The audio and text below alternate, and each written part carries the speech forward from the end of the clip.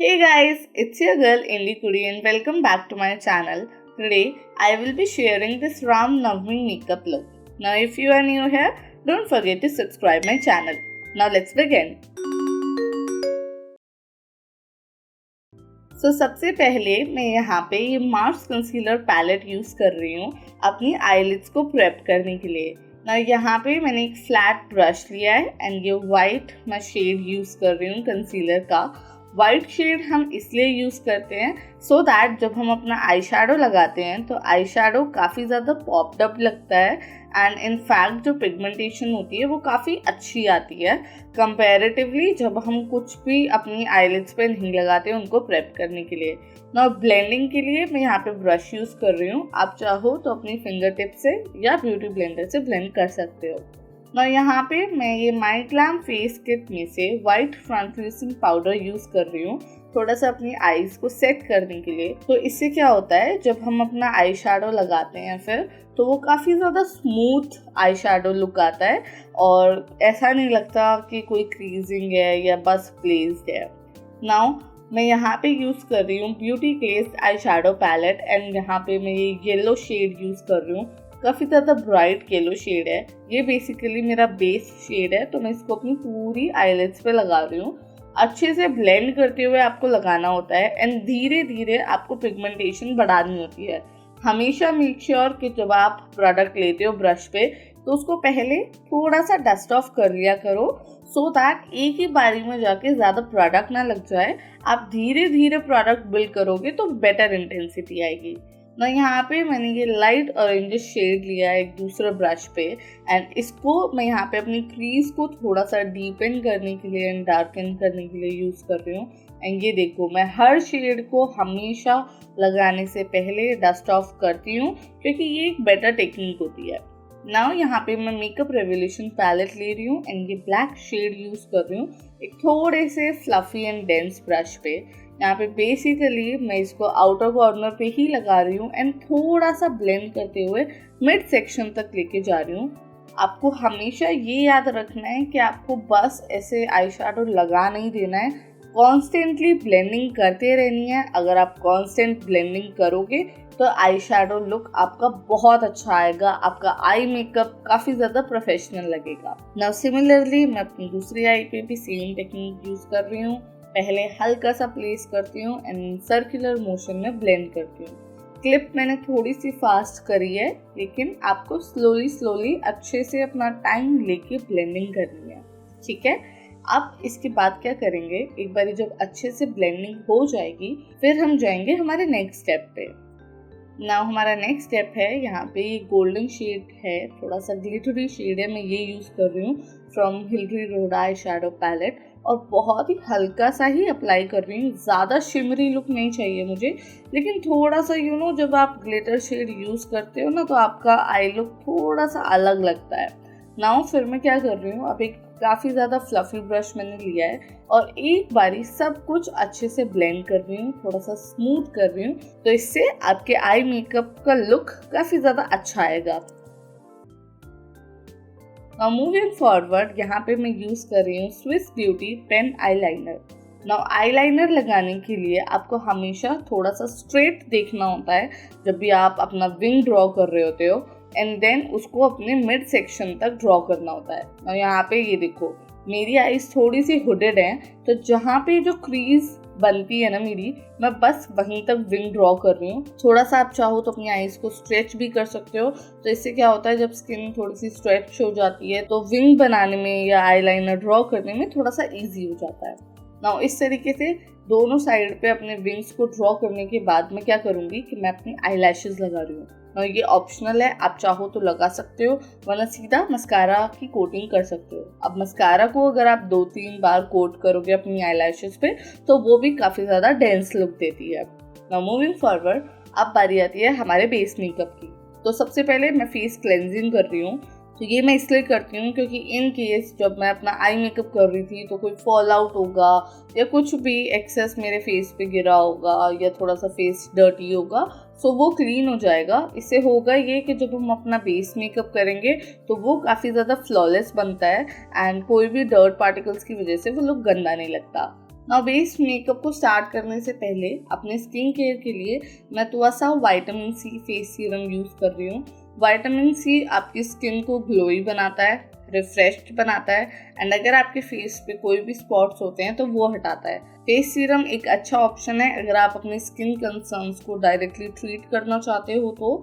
And इसके बाद मैं यहाँ पे यूज़ कर रही हूँ the beauty seller face cream. काफ़ी ज़्यादा मॉइस्चराइजिंग और हाइड्रेटिंग क्रीम है ये। मतलब अगर आप थोड़ा सा भी लोगे ना तो ये आपके फेस को तब भी इतना ज़्यादा नरिश कर देती है एंड इनफैक्ट स्टिकी या ग्रीसी फील नहीं करवाती।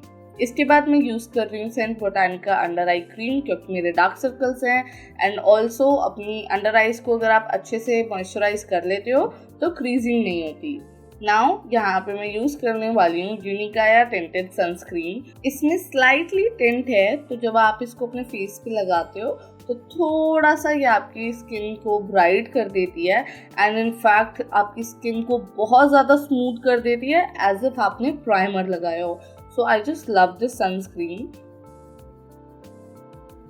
इसके बाद मैं अपने लिप्स को मॉइस्चराइज करने के लिए वैसलीन लिप बाम यूज़ कर रही हूँ। मेक श्योर आप भी अपने लिप्स को मॉइस्चराइज करो एंड यहाँ पे हमारा स्किन केयर रूटीन खत्म होता है। इसके बाद मैं यूज़ कर रही हूँ ये इनसाइट 3-in-1 प्राइमर और इसे बेसिकली मैं उन जोन्स पे लगा रही हूँ जहाँ पे मुझे थोड़ा सा एक्सेस क्रीजिंग होती है या ड्राई स्पॉट्स हैं या फिर जहाँ पे मुझे स्वेटिंग ज़्यादा आती है। तो ये क्या करता है, ये पोर्स को ब्लर कर देता है।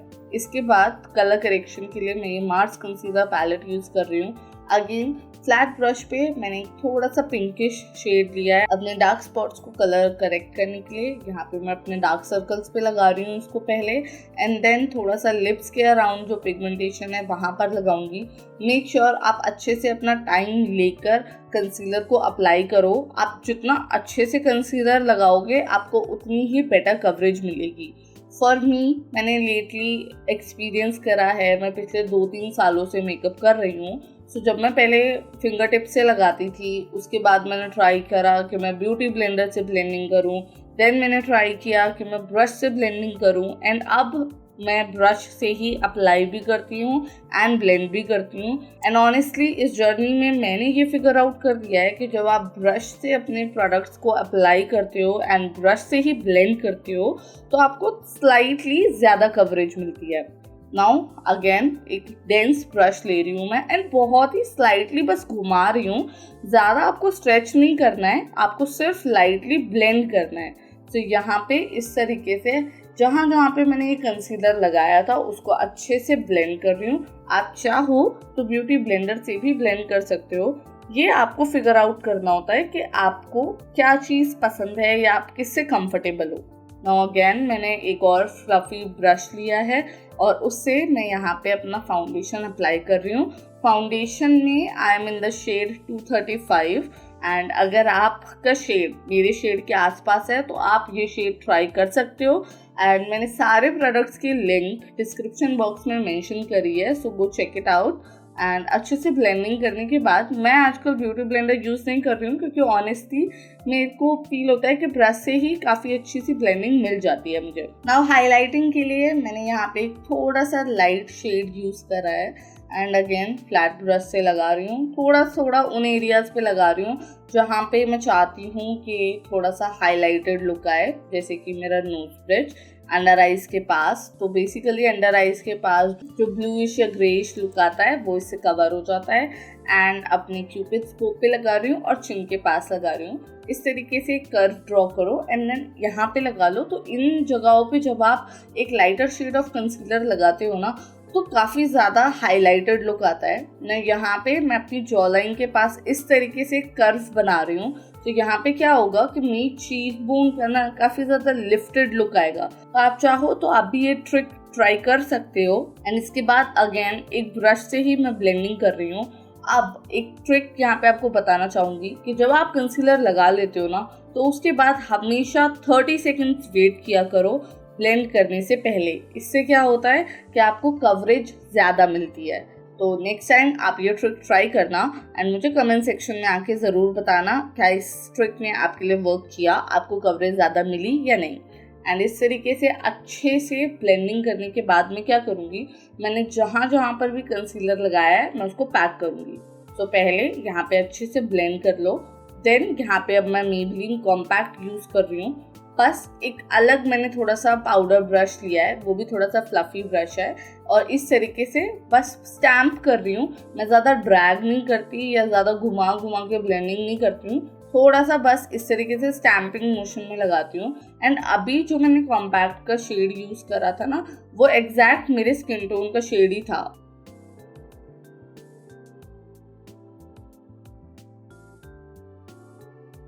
एंड यहाँ पे अब मैंने अगेन वो माइग्लैम फेस किट में से जो ट्रांसल्यूसेंट पाउडर था वो यूज़ करा है। तो इससे क्या होगा कि थोड़ा सा और हाईलाइटेड लुक आएगा।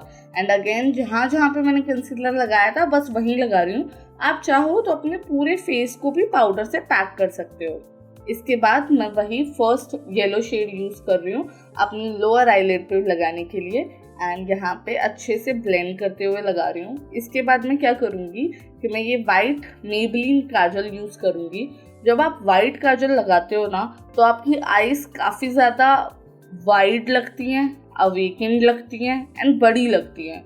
सो अगर आपकी आईज छोटी है तो आप वाइट काजल लगा सकते हो, तो वो आपकी आईज को थोड़ा सा बड़ा दिखाती हैं। एंड इसके बाद यहाँ पे मस्कारा से अपनी लोअर आईलैशेस को मैं कोट कर रही हूँ अच्छे से। थोड़ा सा ध्यान से ही कोटिंग करना, वरना अगर आपके मेकअप पे लग गया तो थोड़ा सा मिटाना मुश्किल हो जाता है। नाउ अपनी आईब्रोज को सेट करने के लिए मैं यहाँ पे स्विस ब्यूटी ब्राउ पाउडर यूज कर रही हूँ। मैं basically jail eyeliner part use कर रही हूँ। इस प्रोडक्ट में नीचे आपको जेल आईलाइनर मिलेगा एंड ऊपर एक ड्राई ब्यूटी पाउडर मिलेगा। सो आपको जैसी भी कवरेज चाहिए हो, लाइक अगर आपको लाइट नेचुरल आईब्रोज लुक चाहिए तो आप पाउडर यूज़ कर सकते हो। अगर आप एक फुल ग्लैम मेकअप लुक पे जा रहे हो, जस्ट लाइक मेरा ये रामनवमी मेकअप लुक है, उसके लिए मैं थोड़ा सा डार्क अपनी आईब्रोज को दिखाना चाहती हूँ। नाउ मैं यहाँ पे ये instant glow highlighter brick use कर रही हूँ अपने इनर कॉर्नर्स को हाईलाइट करने के लिए। एक बहुत ही पतला ब्रश लिया है मैंने एंड एकदम आईज के पास जो इनर कॉर्नर्स है ना, वहाँ पे इनको हाईलाइटिंग के लिए यूज़ कर रही हूँ। एंड देन अपनी ब्राउ बोन पे यूज़ कर रही हूँ। तो इससे क्या होता है, थोड़ा सा लिफ्टेड लुक आता है। अच्छे से आपको अप्लाई करना है, सिर्फ अप्लाई नहीं करना है, साथ ही साथ ब्लेंड भी करना है ना। यहाँ पे ब्लश के लिए मैं पहले sugar cosmetics blush stick use कर रही हूँ। ये बेसिकली क्रीम ब्लश है। अभी जब इसको आप ऐसे लगा लेते हो तो ये थोड़ा सा ज़्यादा लगता है, लेकिन जब आप इसको ब्लेंड करते हो ना तो ये काफ़ी ज़्यादा सटल ब्लश का लुक देता है। आपको स्क्रीन पे भी दिख रहा होगा कि जब मैंने ब्लेंड कर दिया है तो ब्लेंड होने के बाद काफ़ी ज़्यादा अच्छा लुक आ रहा है। इसके बाद मैं क्या करूँगी, मैं यहाँ पर एक चीज़ करने वाली हूँ कि मैं ये पाउडर्ड मेबेलिन फिट मी ब्लश यूज़ करूँगी इसको ऊपर से पैक करने के लिए। सो जस्ट लाइक हम कंसीलर को पाउडर से पैक करते हैं, सिमिलरली मैंने यहाँ पे अपनी क्रीम ब्लश को भी पाउडर ब्लश से पैक करा है। नाउ यहाँ पे मैं कॉन्टोरिंग के लिए Swiss Beauty blush palette use कर रही हूँ एंड यहाँ पे मैंने 2 ये कॉन्टोरिंग की शेड मिक्स करे हैं। बहुत ही लाइटली डैब कर रही हूँ। बेसिकली अपने फेस को एक ब्रॉन्जर की तरह थोड़ी सी वार्मथ पहुँचा रही हूँ। यहाँ पे अपनी जॉ लाइन के नीचे भी ब्लेंड करते हुए लगा रही हूँ। इससे क्या होगा कि थोड़ी सी जॉ लाइन एनहांस लगती है, आपका फेस का थोड़ा सा जो स्ट्रक्चर है वो वापस आ जाता है। मेकअप करने की वजह से ना आपका फेस थोड़ा सा फ्लैट हो जाता है, तो यहाँ पे कॉन्टोरिंग या ब्रॉन्जिंग आपके फेस के स्ट्रक्चर को वापस ले आती है। ना अपने पूरे मेकअप को एक जगह पे सेट करने के लिए मैं यहाँ पे इनसाइट मेकअप फिक्सर यूज़ कर रही हूँ। ये बेसिकली जितना भी पाउडर प्रोडक्ट है सबको मेल्ट करके एक साथ मिला देता है, तो कुछ भी ऐसा नहीं लगता कि काफ़ी ज़्यादा पाउडरी लुक है, एकदम अच्छा प्रोफेशनल लुक आता है।